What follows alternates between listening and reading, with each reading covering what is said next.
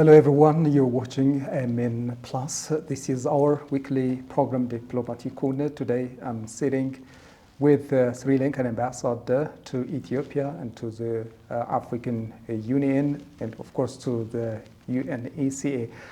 Ambassador Theshanta Kumarasiri. We're going to talk about the relation between Ethiopia and Sri Lanka, the climate change and urban development, and the role of the youth in national development and other issues. Stay with us.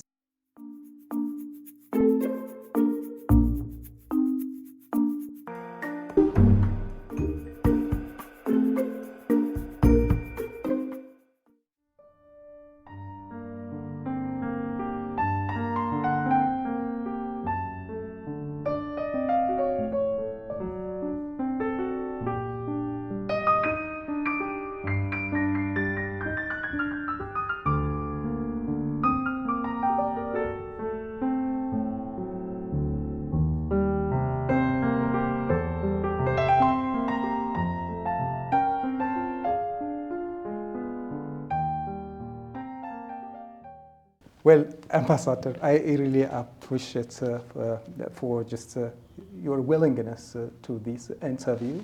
Yes. I really thank you. On behalf of this media network, AMN Plus, it is our new channel, AMN Plus. So we've got some just issues that concern the two countries, Sri Lanka and Ethiopia.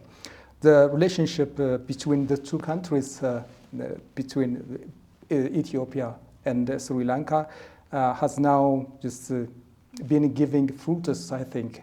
Just the opening of embassy, Sri Lankan embassy here in Ethiopia, showed that to what extent the interest of your country, Sri Lanka, has towards just boosting the collaboration with Ethiopia and with the rest of African nations.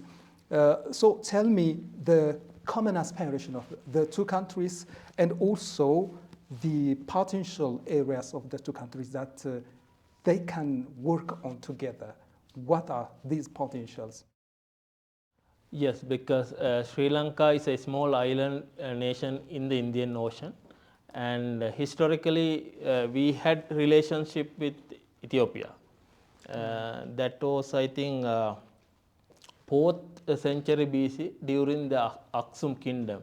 So there had been traders from Arab world, including Africa, traveling to the Indian via Indian Ocean to Sri Lanka. And then formal diplomatic relations in the modern time we opened in 1972, and from that day and we had a bilateral as well as multilateral relations.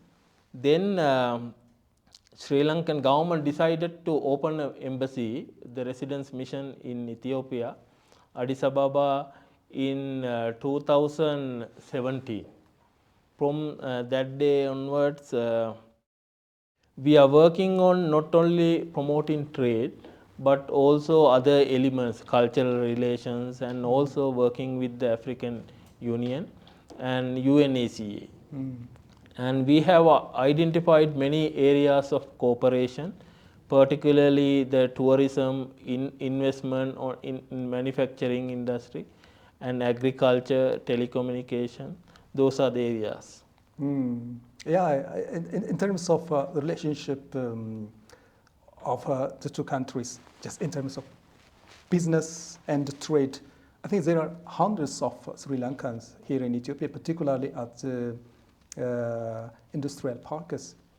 So I think they are engaged in apparel and in textile productions. So is there anything that your embassy is eyeing to expand these areas? And what is being done here to expand the collaboration, trade collaboration and the business collaboration? Yeah, because Sri Lanka over the years, for centuries, have developed many industries, and including tourism, and also last 30 years Sri Lanka has developed about new industries like apparel industry. So that expertise we wanted to share with the rest of the world. So that is why last 10 years there are many Sri Lankan investors in the continent, particularly in Ethiopia as well, apparel manufacturing, and they are contributing to the Ethiopian economy and also supporting revenue generation for Ethiopia. And what we wanted is to expand it beyond apparel, and particularly on the hospitality industry, where I have seen many Sri Lankans are working in the continent and including Ethiopia. Because for last 200 years, so we have developed the hospitality industry, expertise, the knowledge that we are sharing with Africa. Because last year Sri Lanka received over 2 million tourists. So then, so that is the how that we have developed the industry.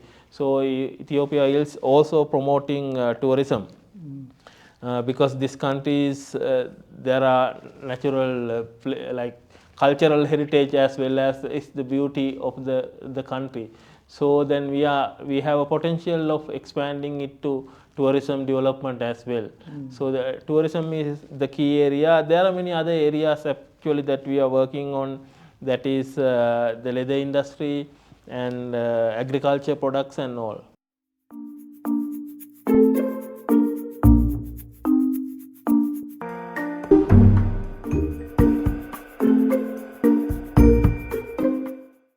Ambassador, you've mentioned a lot of potentials that the two countries can work together.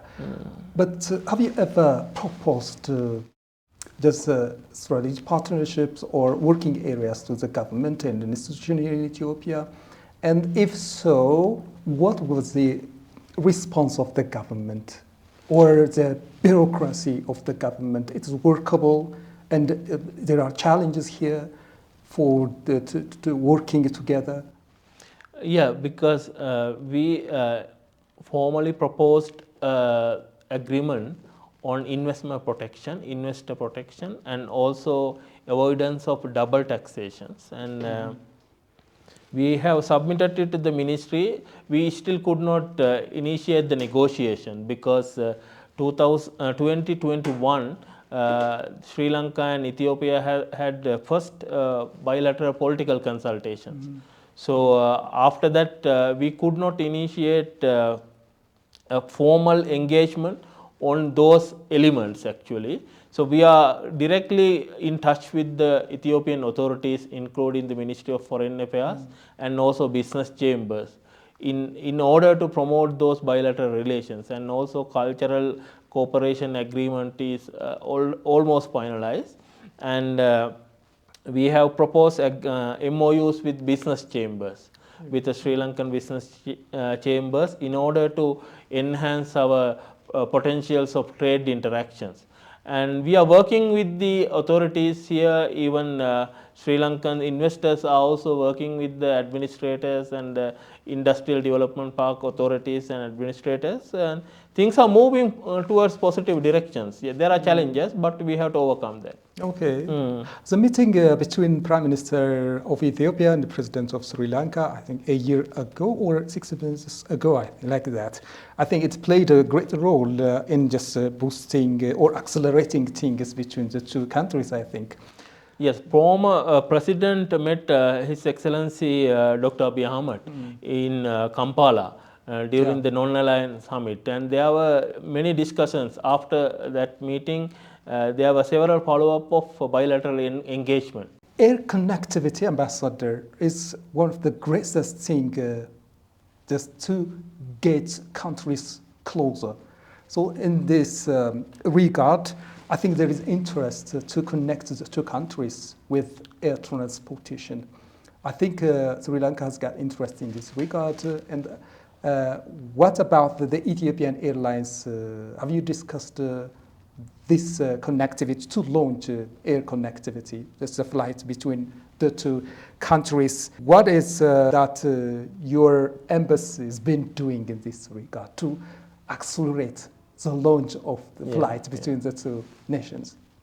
Yeah, because government of Sri Lanka proposed and submitted a proposal request to the Ethiopian airline, to the Ministry of Foreign Affairs, to commence a direct flight between Addis Ababa and Colombo, because Sri Lanka is located in a center of Indian Ocean, which connect the East, West, Middle East, European countries, even Far East, Australia, New Zealand, and Malaysia, and those countries. So the proposal was well accepted.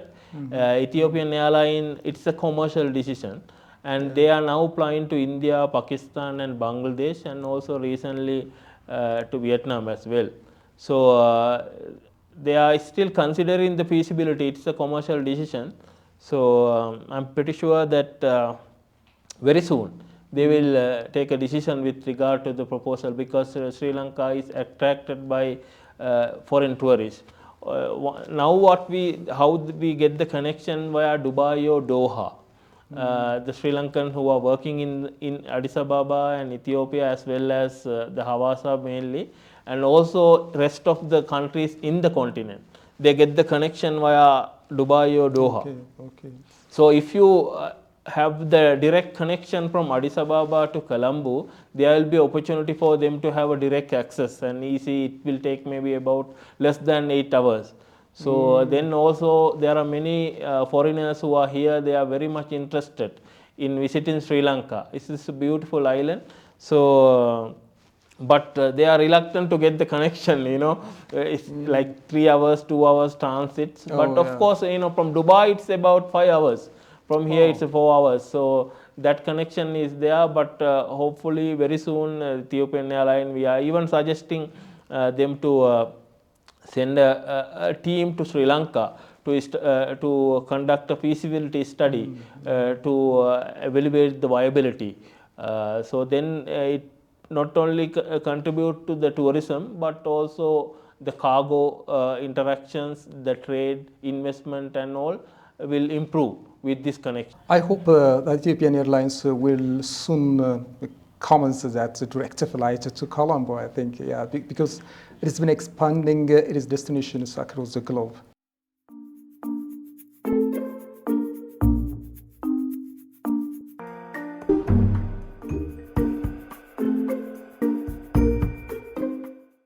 Let's talk about the urban development and the city development.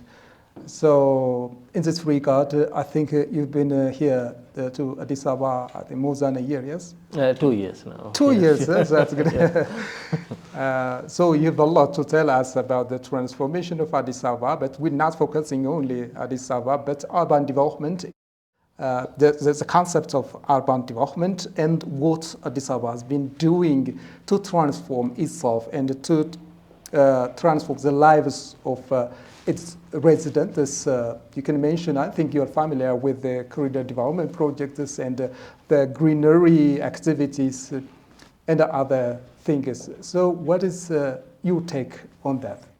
No, as you correctly mentioned, the African countries, now they are in the rapid development, particularly the urbanizations and all that is needed. And of course, when you are expanding the city, then you need to expand other areas like educational institutes and healthcare. Then of course you need to have an industry aligned with that development, and transport infrastructure, the facilities and all. So for last 2 years we witnessed the development, the rapid development of Addis Ababa under the leadership of the country. And yeah, it's because Addis Ababa is considered as the diplomatic hub of Africa, and also third largest diplomatic community it hosts. So you need beautification plus other infrastructure. So it will connect rest of the continent with the outside world. So I'm pretty sure, because corridor development will bring a new phase for Ethiopia, and we have seen for last several years. So actually, I have read an article. It's about 160 international conferences being held in Addis Ababa for last 1 year. So it's demonstrate the fact that Addis Ababa is becoming a diplomatic hub here. So it's bring not only the knowledge but also connect people.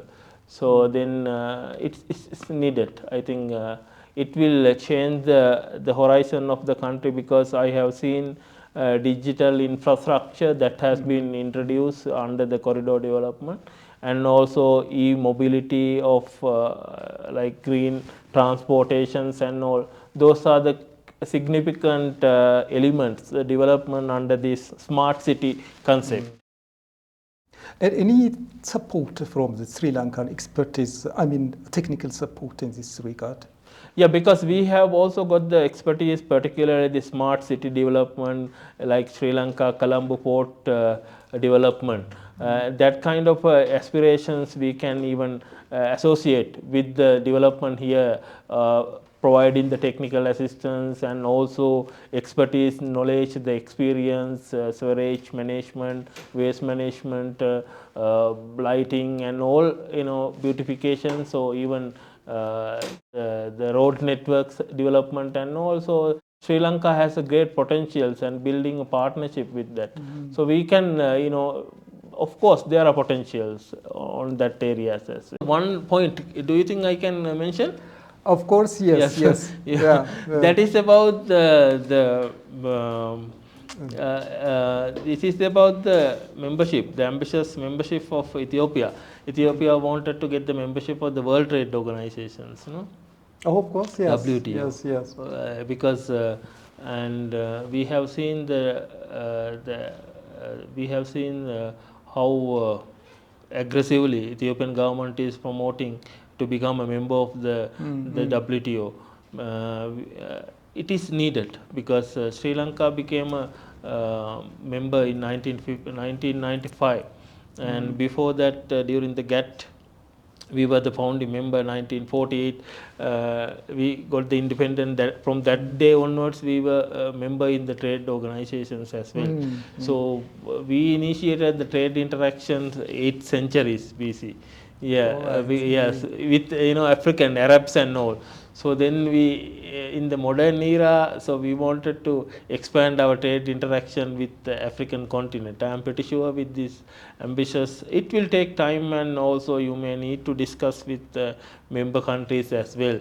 And there are reforms going on.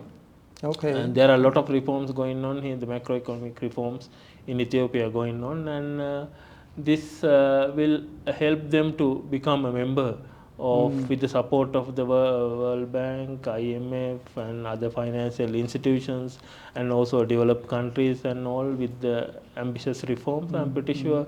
And then as an embassy, what we are doing is to connect with the Ethiopian authorities and the Sri Lankan authorities to initiate the technical level discussions. So what benefits would Ethiopia get from the membership of that one, by the way? If you get the membership of the World Trade Organization, WTO is a rule-based, it's an organization that promote rule-based trade. Then you have kind of even they are coming up with the arbitration process, the negotiation, the fairness in the international trade and all. So then it will expand the horizon of new market access to the Ethiopian products, because you are coming up with made in Ethiopia, the concept. So manufacture whatever possible in this country rather than importing everything from outside. So then it will help this initiative of Made in Ethiopia initiative to manufacture here, to have a new market access to outside world. It will also enhance the confidence of the investors Of course, to come here and invest, because you are guaranteed by the WTO regulations, rules and regulations, the arbitrations mechanism, and you are protected. So then there will be potentials of bringing the foreign banks as well. So then the WTO membership will expand the investment potentials, trade potentials of this country. Okay. And also it will benefit for the other countries to interact with this country as well. Is Sri Lanka membership? Yes. Okay, We are a that's member. good.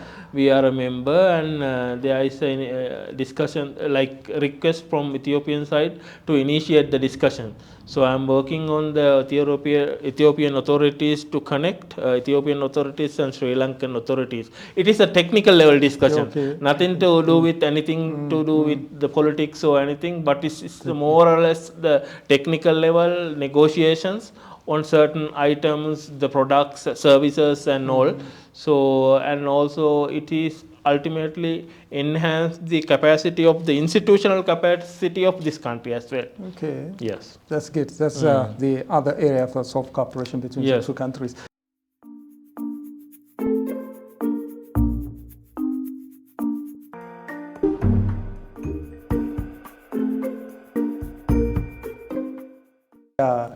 Even if there lies thousands of kilometers between the two countries, there are still sectors that the two countries can work together.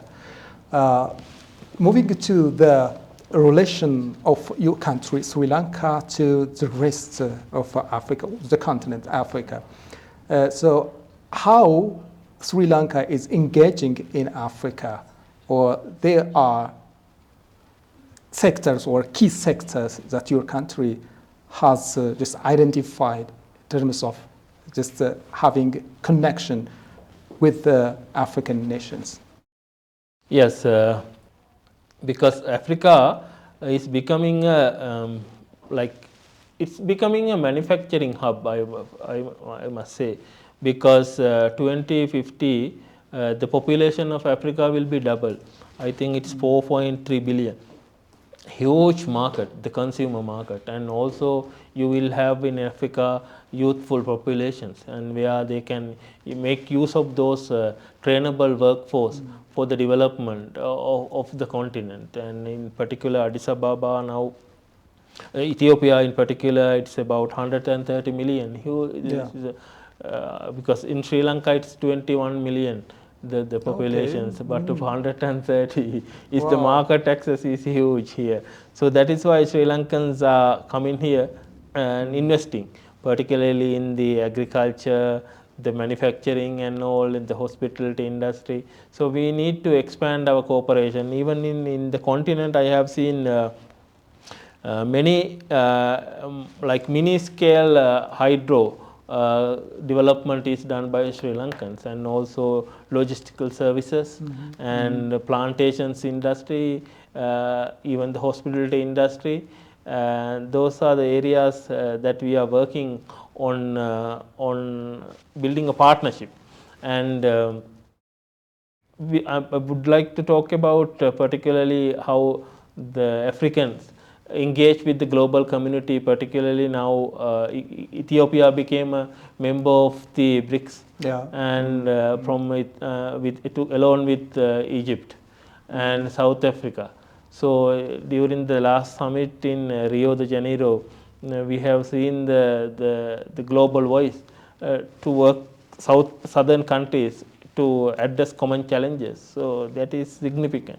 Even Sri Lanka made a request to the BRICS membership, and also we will also become a partner of the new development bank of BRICS, and Ethiopia also very soon will become a member of the new development bank, where we are trying to expand our potentials working with the African countries. Even Sri Lanka proposal are being discussed to become a member of the African Development Bank as well, where we are trying to expand our interactions on many areas, including infrastructure development, road network, logistical services and all.